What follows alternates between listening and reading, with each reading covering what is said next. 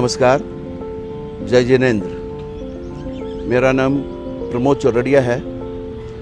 मैं मानव मिलन संस्थान का प्रेसिडेंट हूँ, साथ ही जैन श्वेतांबर संघ त्रिवेणी नगर का भी प्रेसिडेंट हूँ। मेरे साथ में मेरे अभी बहुत करीब के मित्र विनय जी लोढ़ा भी यहाँ पर हमारे साथ देने के लिए आए हैं। आप मानव मिलन संस्थान के सेक्रेटरी हैं और महावीर विकलांग सहायता समिति के ट्रेजरर भी हैं। और हमारे सामने बैठे हैं परम आदरणीय डॉक्टर ललित जी मोदी, और हमारे साथ में आकांक्षा जी राजपुरोहित भी बैठी हुई है। डॉक्टर साहब, सामान्य जो रोगी आते हैं आपको हड्डी रोग से संबंधित दिखाने के लिए आपके ओपीडी केंद्र में, वो किस तरह के मरीज आते हैं या समस्याएं लेकर के, और आप उसका निवारण किस हिसाब से करते हैं? देखिए, सबसे ज़्यादा कॉमन परेशानी जो है जिसको लेकर मरीज हमारे पास सामान्यतः ओपीडी में आते हैं, वो सबसे कॉमन समस्या है घुटनों का दर्द। घुटनों का दर्द ऐसी समस्या है जो ओल्ड एज में तो डेफिनेटली बहुत ज़्यादा कॉमन है ही, बट आजकल यंग पेशेंट्स में भी नी पेन काफ़ी कॉमनली मिलते हैं। सेकंड जो मोस्ट कॉमन हमारे पास पेशेंट्स आते हैं वो आते हैं लो बैक पेन, कमर में दर्द। कमर में दर्द होने का मेन कारण जो होता है वो उनका लाइफ स्टाइल होता है, उनका गलत पोस्चर, उनका जो सेडेंटरी लाइफ स्टाइल है जिस कारण से उनकी मसल टोन कम होती है, ये उसका सबसे कॉमन कारण है। तो जो भी पेशेंट बैक पेन से पीड़ित होते हैं उनको एक्चुअली फिजियोथेरेपी की बहुत अच्छी रिक्वायरमेंट होती है, और हमारे पास डॉक्टर आकांक्षा जो हमारे यहाँ सीनियर फिजियोथेरेपिस्ट हैं वो उनको बहुत ही अच्छे से फिजियोथेरेपी समझाते हैं, और उन फिजियोथेरेपी को करके मोस्ट ऑफ द पेशेंट वापस पूरी तरह से नॉर्मल हो जाते हैं। इवन हमें बैक पेन के पेशेंट्स को दवा भी बहुत कम ड्यूरेशन के लिए देने की ज़रूरत है। एक्सरसाइज के बारे में डॉक्टर आकांक्षा आपको ज़्यादा डिटेल में बता पाएंगी। ज़्यादातर जो पेशेंट आते हैं कमर दर्द और घुटने के दर्द को लेकर, तो शुरू में एक्सरसाइज जो होता है बहुत इम्पॉर्टेंट रोल प्ले करता है। उससे उनके कमर में भी काफ़ी राहत मिल जाती है, और टेक्निकली हम उनको ये सिखाते हैं कि आपको अपनी रूटीन लाइफ में पोस्चर को कैसे करेक्ट रखना है। जो बैक पेन से रिलेटेड पेशेंट होते हैं या जो घुटने के दर्द को लेकर जो पेशेंट आते हैं, उन्हें हम ये सिखाते हैं कि आपको क्या क्या चीज़ों को ध्यान रखना है उठते बैठते वक्त, चलते वक्त, या आपको लंबी वॉक के लिए जाना है तो आपको किस तरह के फुटवेयर्स कैरी करने हैं। तो इस तरह की छोटी छोटी जो चीज़ें होती हैं जो आजकल लोग ज़्यादा ध्यान नहीं रख पाते हैं, उस चीज़ के बारे में हम उनको गाइडेंस देते हैं, और टेक्निकली उनको अपनी लाइफस्टाइल को कैसे इम्प्रूव करना है उसका एक प्रॉपर वे में गाइडेंस देते हैं। तो उससे उनको काफ़ी हेल्प मिलती है, और एक्सरसाइज तो इम्पॉर्टेंट है ही। आपने जो उत्तर दिया उससे मेरा एक प्रश्न और उपजा है, क्या कि बैक पेन संबंधी जो समस्या है वो फिजियोथेरेपी से कंप्लीट रूप से दूर हो जाती है, या उसको टाइम पीरियड के लिए ही अपने मतलब रोक सकते हैं? कमर दर्द की जो समस्या होती है उसमें वो फिजियोथेरेपी से काफ़ी हद तक ठीक हो जाता है। उसके लिए बहुत सारी चीज़ें को आपको मेंटेन करके चलना पड़ता है कि आप एवरीडे आप एक्सरसाइज कर रहे हैं, या हमने जो बोला है जैसे आपको गर्म पानी का सेक करना है, या इस तरह की जो चीज़ें होती है, अगर आप दिन में 1-2 बार उसको मेंटेन करते हुए रेगुलर बेसिस पे करते हैं तो उससे आपको कमर दर्द से राहत मिल जाती है, आप उसको रोक लेते हैं। तो डॉक्टर साहब, इसमें एक मेरा छोटा सा ये प्रश्न है कि कौन सी एक्सरसाइज, क्योंकि आजकल की लाइफस्टाइल ऐसी है डॉक्टर साहब, आप सब जानते हैं आजकल सबको मोबाइल और कंटिन्यू मोबाइल पकड़ करके, और उसमें मेरे ख्याल से 24 घंटे के अंदर से 12 घंटे तो मोबाइल पे ही निकलते हैं आम आदमी के। तो क्या अगर हमें मोबाइल पकड़ना है तो हमें उसमें पोस्चर का ध्यान रखना है, हमें चलना है, हमें सब लोग ऑफिशियल में अगर किसी लैपटॉप पे काम कर रहे हैं, बैठ करके सारा डिस्कशंस कर रहे हैं, तो आजकल इलेक्ट्रॉनिक मीडिया इतना हो गया कि उसके बिना रह भी नहीं सकते। मोबाइल, लैपटॉप्स इसका ज़माना है और इसके बिना रह भी नहीं सकते। तो इसको हम कैसे इम्प्रूव करें कि हम इन लोगों का यूज़ करते हुए भी, इलेक्ट्रॉनिक मीडिया को यूज़ करते हुए भी हम इन पोस्चर्स को अपना राइट पोस्चर कर सके और इन प्रॉब्लम से निजात पा सके? तो अभी ज़्यादातर जो वर्किंग लोग होते हैं और जो आज की जनरेशन होती है, उनकी लगातार 8 से 9 घंटे की अगर सिटिंग जॉब है तो उनके लिए सबसे ज़्यादा ज़रूरी होता है कि आप लगातार मत बैठो, आप बीच बीच में आप उठते रहिए। हर 1 से 1.5 घंटे में आप उठिए, थोड़ा सा वॉक करिए, टहल के आप आइए, फिर बैठिए, अपना काम कीजिए। और उसके बाद में आपकी जो चेयर्स होती हैं वो इम्पॉर्टेंट रोल प्ले करती हैं, वो कंफर्टेबल होनी बहुत ज़रूरी है, और जो टेबल का लेवल होता है वो बहुत ही आपका सही वो साइज होना चाहिए टेबल का, सो दैट आप एक अपनी बॉडी का प्रॉपर एंगल आप मेंटेन कर सकते हैं। और लैपटॉप जो होता है वो आपकी आईज के सीधा लेवल पे होना चाहिए, सो दैट Okay. आपकी आईज पे भी प्रेशर्स नहीं पड़ता है। तो इस तरह से आप अपनी लाइफस्टाइल को थोड़ा सा चेंज करिए, चेयर और टेबल जो होती है उनकी साइज को चेंज करते हुए, और फिर बीच बीच में आप अपनी बॉडी को स्ट्रेच करते रहिए। स्ट्रेचिंग जो होती है इंपॉर्टेंट रोल प्ले करती है आपके पोस्चर को करेक्ट करने के लिए। तो आप स्ट्रेचिंग रेगुलर बेसिस पे मॉर्निंग में और इवनिंग में आप करते रहिए, और अगर आपको दोपहर में टाइम मिलता है तो बीच में उसके लिए भी टाइम निकालिए और आप अपना काम करते रहिए। डॉक्टर साहब, 40 साल पहले मैं सीढ़ियों से गिर गया था और मेरे स्लिप डिस्क की समस्या हो गई थी। उस समय मेरे को बॉम्बे जाकर इलाज कराना पड़ा। डॉक्टर झुंझुनवाला उस समय थे, उन्होंने मेरे को 21 दिन तक हॉस्पिटल में एडमिट रखकर ट्रीटमेंट दिया और मेरे को कुछ सावधानियां बरतने के लिए कहा। लेकिन वो समस्या आज भी मेरे पास साथ में एज इट इज ये स्लिप डिस्क की ये समस्या मेरे को हर 3-4 महीने के अंदर में हो जाती है, और उस वक्त मेरे को हार्ड बेड रेस्ट पे लेना पड़ता है। और कुछ एक्सरसाइज बताइए, वो मैं करता हूँ। तो क्या आपके पास में वर्तमान के अंदर में क्या इतनी एडवांस ऑपरेशन थेरेपी हो गई क्या कि स्लिप डिस्क ऑपरेशन कराया जा सके और उसको ठीक किया जा सके? स्लिप डिस्क का जो ट्रीटमेंट है आजकल एंडोस्कोपिक होता है। एंडोस्कोपिक का मतलब है कि बिल्कुल स्मॉल 4 to 5 मिलीमीटर इंसिजन से कैमरा अंदर जाता है, और उसी से जो आपका डिस्क वाला पार्ट, डिस्क की प्रॉब्लम का मतलब है कि आपका डिस्क जो है वो अपनी जगह से बाहर आ गया है, और बाहर आके उसने नस पे दबाव बना दिया है। तो वो जो पार्ट बाहर आया है उसको उस दूरबीन की सहायता से हटा दिया जाता है। और ये थेरेपी इतनी एडवांस हो गई है कि ये चीज़ लोकल एनेस्थीसिया में होती है, और पेशेंट को ऑपरेशन के 2 घंटे बाद चला के अगले दिन हम घर भेज देते हैं। अभी डॉक्टर साहब सबसे ज़्यादा जो कॉमन प्रॉब्लम आती है लोगों को वो है नी पेन की। यस। अभी जस्ट 15 दिन पहले मैं भी इसी पेन से गुजरा हूँ, और ये पहली बार मेरे को हुआ है। मेरे को कभी कोई घुटने के संबंधी प्रॉब्लम थी जी नहीं, जबकि मेरी आयु 71 वर्ष की है। लेकिन ऑल ऑन सडन पेन जबरदस्त उठा और मैं चलने के काबिल भी नहीं था। बड़ी मुश्किल से मैं हरिद्वार गया हुआ था, और बड़ी मुश्किल से मैंने वो 6-7 दिन रहे हैं। वो मेरा घूमना फिरना बिल्कुल बेकार हो गया, और मैं होटल के कमरे में ही मतलब बंद अपने आप को कर लिया। मेरी फैमिली घूम रही थी, और यहाँ पर मैं किसी हिसाब से पहुंचा जयपुर, और दर्द इतना सीवियर था मैं चल नहीं पा रहा था। फिर डॉक्टर राजीव गुप्ता को मैंने दिखाया, उन्होंने मेरे को पेन किलर वगैरह दिए, और उन्होंने एक्सरसाइज कर एक्सरे वगैरह निकलवाया, और उन्होंने कहा कि आपके घुटनों के अंदर में जेल बनना कम हो गया है, इस वजह से ये प्रॉब्लम हो रही है। तो क्या ये समस्या ऑल ऑन सडन डेवलप हो जाती है जैसे कि मेरे साथ में हुआ, और तो इसका निवारण घुटने के पेन का कैसे किया जा सके? तो देखिए, पहले मैं आपकी समस्या को समझाता हूँ कि आपके केस में हुआ क्या था। जो आपके घुटनों में अपन आम भाषा में बोलते हैं ग्रीस कम होना, और हमारी लैंग्वेज में बोलते हैं कि कार्टिलेज का थिन हो जाना या ब्रिटल हो जाना। तो उसमें क्या होता है कि आपके घुटने के जो बोन है उनके ऊपर एक कार्टिलेज की कोटिंग होती है। वो कार्टिलेज की कोटिंग का पर्पस ये होता है कि वो बिल्कुल स्मूथ कोटिंग होती है, जिसके कारण से अपने घुटने में जब भी अपन मूवमेंट करते हैं तो वो मिनिमम फ्रिक्शन के साथ होता है। और भगवान ने हमको प्रोटेक्शन के लिए उन दोनों बोन्स के बीच में एक वॉशर या शॉक एब्जॉर्बर दिया है, जिसको हम मेनिस्कस या गद्दी बोलते हैं। तो आपके केस में क्या था कि आपके केस में एज के साथ जैसे जैसे वो कार्टिलेज घिसने लगता है तो आपके बोन की जो सरफेस है वो खुरदरी होने लगती है। जब आप हरिद्वार गए थे और हरिद्वार जाके जब आपकी ने एक्टिविटी लेवल बढ़ाया, सीढ़ी चढ़ना उतरना ज़्यादा रहा, तो आपके दोनों पैरों के बीच में, दोनों बोन्स के बीच में थोड़ा सा इम्बैलेंस होने के कारण से वो जो दोनों खुरदरी सरफेस हो गई थी, उनके बीच में जो कुशन, जो गद्दी भगवान ने दी है, वो सडनली ट्विस्ट होके वो डैमेज हुई थी।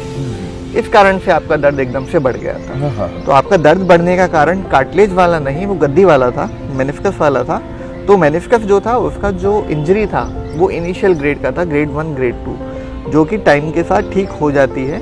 उसमें बस शुरू में हमको कुछ मेडिसिन लेनी होती हैं, कुछ रेस्ट करना होता है, जिससे उस वाली मेनिस्कस पे स्ट्रेन नहीं पड़े। अगर हम इस चीज़ को फॉलो करते हैं तो नेचुरली वो चीज़ वापस हील हो जाती है। तो इसीलिए आज वापस आप ठीक हो गए हैं। अब मेरे को क्या प्रिकॉशन लेना चाहिए? प्रिकॉशन अब यही है कि सर अपने आर्थराइटिस तो चालू हो ही चुका है, तो हमारे लिए इम्पॉर्टेंट ये है क्या क्या एक्टिविटी है जिनको हमें कम कर देना चाहिए, जिससे कार्टिलेज पे प्रेशर कम आए। जैसे ज़मीन पे बैठना, आलती पालती मारकर बैठना, उकड़ू बैठना, इंडियन टॉयलेट यूज करना। ये 4 चीज़ें हैं जो अगर आपके एज के साथ अगर घुटनों में दर्द आने लगे तो आपको कम कर देनी चाहिए। सीढ़ी चढ़ना उतरना जो है, अगर आपको दिक्कत देने लगा है तो सीढ़ी चढ़ने उतरने को हमको कम कर देना चाहिए। जहाँ भी हमारे पास ऑप्शन है कि हमारे पास लिफ्ट या एस्केलेटर है और सीढ़ियाँ भी हैं, तो प्रेफरेबली हमको एस्केलेटर या लिफ्ट यूज करनी चाहिए। पर जहाँ भी ज़रूरत हो, जहाँ मजबूरी हो, वहाँ आप सीढ़ी आराम से चढ़ें। प्लस आपको कुछ एक्सरसाइज करनी होती है। एक्सरसाइज करके हमारा पर्पस ये होता है कि हमारी जो थाई की मसल्स हैं एज के साथ जैसे जैसे आर्थराइटिस बढ़ता है हमारी थाई का साइज कम होने लगता है। क्यों? क्योंकि वो मांसपेशियाँ जो होती हैं वो घुटनों से नेगेटिव सिग्नल मिलने के कारण से वो कमज़ोर पड़ने लगती हैं। तो हमारा मकसद ये होता है कि एक्सरसाइज करके आपकी मसल्स को स्ट्रॉन्ग बना के रखें, जिससे जब भी आप अपने घुटनों को काम में लें तो घुटने के मूवमेंट में जो बैलेंस ज़रूरी है वो बैलेंस आपका बना हुआ रहे।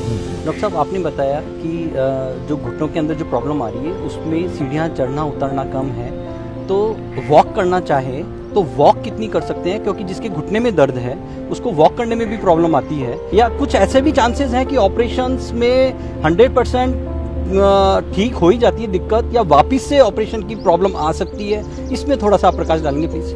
तो रूमेटॉइड आर्थराइटिस ऐसी बीमारी है जो यंग पेशेंट में भी कार्टिलेज को पूरी तरह से ख़राब कर देती है। इसी कारण से हमारे जो यंगेस्ट पेशेंट नी रिप्लेसमेंट वाले होते हैं वो हमेशा रूमेटॉइड आर्थराइटिस वाले पेशेंट्स होते हैं। तो उन पेशेंट्स के लिए हमारी सलाह यही है कि गठिया वाली जो तकलीफ़ है इसका दवाइयों से इलाज संभव है, पर ये दवाइयाँ लंबे टाइम चलती हैं।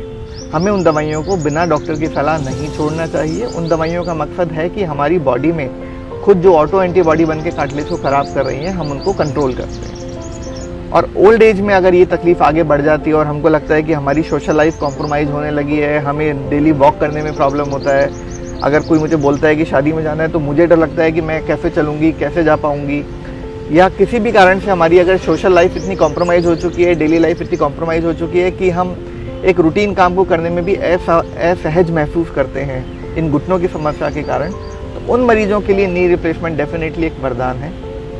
इस सर्जरी की सक्सेस रेट इतनी अच्छी है कि हम बोलते हैं कि इसमें सिर्फ घुटना नहीं, इसमें पेशेंट की लाइफ बदल जाती है। बिल्कुल। क्यों? क्योंकि वो तब पेशेंट जो होते हैं वो ऐसे पेशेंट होते हैं जो सिर्फ अपने घुटनों में तकलीफ होने के कारण से अपनी लाइफ को एंजॉय करना बंद कर चुके होते हैं। बिल्कुल। तो अगर हम उनके घुटनों को ठीक कर दें तो डेफिनेटली वो वापस पहले की लाइफ एंजॉय करते हैं। और ये चीज़ हम इतने सालों से ऑपरेशन करके देख रहे हैं, और यही एक कारण है। इस सर्जरी की सक्सेस की बात करें तो जो सक्सेस है that is more than 99% patient are happy after the surgery. तो ये जो हैप्पीनेस है पेशेंट की, यही एक सोशल वेलकम हम बोलते हैं सर्जरी का, क्योंकि सर्जरी में अगर कोई सर्जरी पॉपुलर है इसका मतलब वो सक्सेसफुल है। और आज जिस तेज़ी से पेशेंट नी रिप्लेसमेंट को एक्सेप्ट करने लगे हैं वो इसीलिए क्योंकि उन्होंने अपने पड़ोस में किसी मरीज को बेड से रहते हुए और ऑपरेशन के बाद पार्क में घूमते हुए देखा है। बिल्कुल डॉक्टर साहब, आपके उत्तर से मेरा एक प्रश्न उपजा है। हाँ, कि नी रिप्लेसमेंट करा लेना चाहिए। देखिए, मैं आपको बताऊं, मैं कॉमन आदमी को ध्यान में रखकर बात कर रहा हूँ। नी रिप्लेसमेंट की कॉस्ट बहुत ज़्यादा है, कम से कम 2.5-3 लाख रुपये एक नी रिप्लेसमेंट का जनरली लगता है। मेरी सिस्टर ने भी करवाया था, वो ऑपरेशन कराने के बाद में इतने पेनफुल प्रोसेस से गुजरी, यानी वो 3 महीने तक तो प्रॉपर्ली चल नहीं पाई घुटना रिप्लेसमेंट करने के बाद में भी। वो तो क्या एफ्लुएंस है, अफोर्ड कर सकती थी, लेकिन आदमी जो घुटना रिप्लेसमेंट नहीं कर सकता उसके पास कॉस्ट नहीं है। तो क्या ये परमात्मा की दी वो जो नी है, इसको क्या बिना रिप्लेसमेंट के नॉर्मल कंडीशन में लाया जा सकता है क्या? अगर हम समय पे सचेत हो जाते हैं और अपने घुटनों का ध्यान रखने लग जाते हैं, उस कंडीशन में हम इन्हीं घुटनों को और ज़्यादा लंबा चला सकते हैं। अगर हम उन चीज़ों का ध्यान नहीं रखते और उसके बाद भी हम अपनी जिद पे ही रहते हैं कि नहीं, मेरे को तो इंडियन टॉयलेट ही यूज़ करना है, मैं वेस्टर्न का मोड यूज़ नहीं कर सकता, मेरे घुटनों में दर्द है, मैं उठ नहीं पाता, 2 लोग सहारा लेके उठाते हैं, पर फिर भी मैं तो सारी एक्टिविटी ज़मीन पे ही बैठूंगा। तो ये सब चीज़ें क्या होती हैं, अगर हम जिद पे आते हैं तो जो परमात्मा ने घुटने दिए हैं तो आप जिद से उनको जीत नहीं सकते हैं। तो भगवान ने जो उनकी लाइफ दी है वो उतनी ही लाइफ है। बट दूसरी बात ये है कि जो अपन बात करते हैं कि ये बहुत ज़्यादा कॉस्टली है, तो कॉस्ट वाली जो चीज़ है इसमें देखिए, एक तो नरेंद्र मोदी जी ने बहुत अच्छा काम किया कि जो घुटनों में जो इम्प्लांट आता है, जो ऑपरेशन में एक बड़ा फैक्टर होता था रेट ज़्यादा होने का, उसकी रेट गवर्नमेंट ने फिक्स कर दी है। तो जो घुटने किसी टाइम पे 1.5 लाख रुपए के आते थे, आज की तारीख में वो घुटने भी 65,000 और 85,000 रुपए में आ जाते हैं। जैसा आप बता रहे हैं कि एक घुटने की कॉस्ट 2.5 लाख 3 लाख जो है वो हमारे हॉस्पिटल ने कुछ स्पेशल ग्रुप के लिए, जो इकोनॉमिक ग्रुप है उनके लिए कुछ स्पेशल पैकेज भी बनाए हैं, जिससे एक साधारण आदमी जो सिर्फ अपनी तकलीफ के कारण से अपनी रूटीन एक्टिविटी बंद कर चुका है पर अफोर्डेबिलिटी नहीं होने के कारण से ऑपरेशन नहीं करा पा रहा है, उनके लिए कुछ स्पेशल पैकेज भी बनाए हैं, जिसमें वो करीब 1,60,000 रुपए के आसपास में उनका एक साइड का घुटना बदल जाता है और वो वापस अपनी नॉर्मल लाइफ को अच्छी तरह से एंजॉय करते हैं। डॉक्टर साहब, दोनों घुटनों का ऑपरेशन एक साथ हो सकता है? या एक घुटने का ऑपरेशन ऐसा भी पॉसिबल है कि एक घुटने में प्रॉब्लम है या प्रॉब्लम आएगी तो दोनों घुटने में एक साथ आएंगी? इसका कारण क्या है, क्योंकि दोनों घुटने जो हैं वो दोनों ही बराबर काम आए थे, दोनों ही एज रिलेटेड प्रोसेस है, तो जनरली दोनों घुटने ही खराब होते हैं। और ऐसी कंडीशन में जो ऑपरेशन होता है उसमें भी हम पेशेंट को यही एडवाइस करते हैं कि दोनों घुटनों का ऑपरेशन एक साथ हो। कितने दिन का रेस्ट जरूरी है और नॉर्मल चलने में उसको कितने दिन के बाद में, ऑपरेशन के बाद में वो चल सकता है? देखिए, हमारा जो एक स्पेशल प्रोटोकॉल है उसमें ऐसा होता है कि ऑपरेशन के बाद हम मरीज को अगले दिन से वॉकिंग चालू कर देते हैं, उसके अगले दिन पेशेंट वॉकर की सहायता लेकर वॉशरूम यूज करना चालू कर देते हैं। बहुत बढ़िया। और तीसरे दिन पेशेंट सीढ़ी चढ़ना उतरना चालू कर देता है। अच्छा। और सीढ़ी चढ़ना उतरना चालू करने के बाद जब वो ट्रेनिंग हो जाती है उसके बाद हम उनको घर भेज देते हैं। डॉक्टर साहब, जैसा आपने बताया कि हायर एज के अंदर ये प्रॉब्लम ज़्यादा आती है, तो आफ्टर 40 स्वस्थ जोड़े मतलब हेल्दी नी रखने के लिए क्या क्या टिप्स जनरल हम लोग यूज़ कर सकते हैं? मतलब हम सिर्फ घुटने नहीं, मतलब हम चाहते हैं कि 40 साल का जो आदमी है वो उस चीज़ को समझे कि क्या करूँ कि मैं नॉर्मल ही रहूँ। वो बहुत बढ़िया। From my all our perspective. All our perspective. तो उसमें क्या है, देखिए इंपॉर्टेंट ये होता है कि पहली चीज़ होती है हमारी बोन डेंसिटी। भगवान ने हमारी बोन को इस तरह से बनाया है कि जब हम ग्रो करते हैं तो 30 साल तक हमारी बोन मजबूत होती जाती है और 30 साल के बाद फिर वो कमज़ोर होना चालू होती है। तो 40 ईयर वो एज है जहाँ पे हमारी बोन कमज़ोर होना चालू हो जाती है। तो वो ऐसा टाइम है जहाँ पे हमको उनको मजबूत रखने के लिए मेहनत करनी होती है। उसमें पहला इंपॉर्टेंट पार्ट है एक्सरसाइज, क्योंकि बोन्स के लिए एक रूल है, आप बोन्स को जितना ज़्यादा उन पर लोड देंगे वो उतनी स्ट्रांग होती जाएंगी। 40 साल में आपकी कार्टिलेज नॉर्मल होती है, इसलिए आप बोन पे जितना भी लोड दें आप सेफली दे सकते हैं।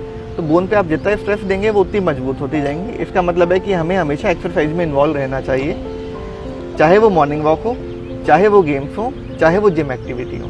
सेकेंड जो चीज़ है वो ये है कि आपके डाइटरी, तो अगर आप एंटीऑक्सीडेंट रिच डाइट लेंगे, जिसके बारे में अभी डॉक्टर आकांक्षा आपको डिटेल में बताएंगे कि क्या क्या डाइट आपके लिए अच्छी है। दूसरा, ऐसी डाइट जो आपके लिए कैल्शियम रिच हो, अगर वो लें तो उससे आपकी बोन की स्ट्रेंथ बढ़ेगी। डाइट के अंदर आपके लिए इम्पॉर्टेंट रहता है कि आप मिल्क प्रोडक्ट्स ज़्यादा से ज़्यादा आप यूज़ करें, जैसे कि आपने मिल्क से रिलेटेड जैसे दही, छाछ, लस्सी, इस तरह की चीज़ें आप रेगुलर बेसिस पे पीते हैं, दिन में 1 ग्लास या 2 ग्लास आप दूध पीजिए। और कैल्शियम से रिलेटेड जो कैप्सूल्स होते हैं, जो डॉक्टर सर्जन्स प्रिस्क्राइब करते हैं मेडिसिन, वो आप अगर एवरी डे भी लेते हैं तो वो नुकसान नहीं करता है। बहुत सारे लोगों को ये डर होता है कि ज़्यादा मेडिसिन खाएंगे तो हमें कहीं नुकसान तो नहीं होगा। तो अगर आप कैल्शियम की टैबलेट्स हैं, मल्टीविटामिन्स अगर आप रेगुलर बेसिस पे खाते हैं तो उसका कोई नुकसान नहीं है, आप उसे खा सकते हैं। और उसके अलावा विटामिन डी जो हड्डियों के लिए बहुत ज़्यादा इंपॉर्टेंट होता है, उसके लिए ज़रूरी है कि आप दोपहर में आधे घंटे का या 1 घंटे का टाइम निकालिए। और जो गर्मी होती है, पीक टाइम होता है जो 11 से 12 का या 10 से 11 का टाइम है, उसमें आप धूप में जाके बैठिए, तो उससे आपको मैक्सिमम सनरेज से आपको विटामिन डी मिलता है, उससे आपकी हड्डियों को बहुत सपोर्ट मिलता है। क्योंकि आजकल की जो लाइफस्टाइल है वो इंडोर में अंदर रहने की है, एसी के अंदर मैक्सिमम रहने की है, तो उससे काफ़ी बोन्स पे फर्क पड़ता है। तो उससे आप बाहर निकलिए, मॉर्निंग वॉक कीजिए, धूप के अंदर बैठिए, आप कोई ना कोई, जैसे कि सर ने बताया, आप गेम्स खेलिए, स्पोर्टी एक्टिविटीज़ कीजिए, और इस तरह के कुछ ना कुछ आप छोटे छोटे इवेंट्स क्रिएट कीजिए जिसमें आप अपनी बॉडी को थोड़ा सा फिट रख सकें। तो ये चीज़ें बहुत इंपॉर्टेंट रहती हैं। उसके अलावा डाइट के अंदर आपको हेल्दी डाइट लेना बहुत ज़्यादा इंपॉर्टेंट है। प्रोटीन इंटेक मसल्स के लिए बहुत ज़्यादा ज़रूरी है, तो उसके लिए आप स्प्राउट्स हो गया, मूंग से रिलेटेड जो चीज़ें हो गई, उबली दालें हो गई, बहुत बहुत इंपॉर्टेंट चीज़ है। एटलीस्ट दिन में आप इसका एक रूटीन आप शेड्यूल सेट कर सकते हैं कि दिन में आपने एक बार आपने मॉर्निंग में ये खा लिया, आफ्टरनून में ये खा लिया, शाम को आपने कुछ उबला हुआ लाइट फूड ले लिया। नाइट में हमेशा आपको लाइट फूड खाना चाहिए, सो दैट इससे बॉडी भी आपकी रिलैक्स रहती है। रात में हमेशा हैवी खाना खा के नहीं सोना चाहिए। तो it is very important, the protein diet and the calcium rich diet. आज हमारी ये चाय पे चर्चा डॉक्टर ललित मोदी और डॉक्टर आकांक्षा के साथ हुई, जो बहुत ही यूज़फुल हुई और हमें बहुत सारी नई जानकारियाँ प्राप्त हुई। इसके लिए मैं आप दोनों का बहुत बहुत धन्यवाद करता हूँ, और साथ ही सीके बिरला हॉस्पिटल का भी धन्यवाद करता हूँ कि उन्होंने हमें यहाँ पर चाय पे चर्चा पर बुला करके, और हमारी जो क्वेरी थी उसको उन्होंने अच्छी तरह सॉल्व किया है, और हम इसका ध्यान रखेंगे। हमने जनरली जो प्रश्न किए हैं वो सामान्य लोगों की जो समस्या आती है उससे संबंधित ही किए हैं, तो इसका लाभ, इस चाय पे चर्चा का लाभ सबको मिलेगा। और हमें एक जो नई जानकारी डॉक्टर साहब ने उपलब्ध कराई है कि सीके बिरला हॉस्पिटल का एक मानवीय पक्ष भी है यहाँ पर, तो यहाँ पर आने से घबराने की, बड़ा हॉस्पिटल, यहाँ बहुत खर्चे लगेंगे, तो आप यहाँ पर आ सकते हैं। यहाँ पर आपकी आर्थिक स्थिति के हिसाब से आपको हर तरह के सहयोग करने के लिए हॉस्पिटल तैयार बैठा हुआ है। मैं आप दोनों का बहुत बहुत हृदय से धन्यवाद देता हूँ। कि आज की ये चर्चा हमारे जीवन का एक बहुत ही अच्छा प्रसंग है और हमें हमेशा याद रहेगा। Thank you. Thank you very much. Thank you. बहुत बहुत धन्यवाद डॉक्टर साहब।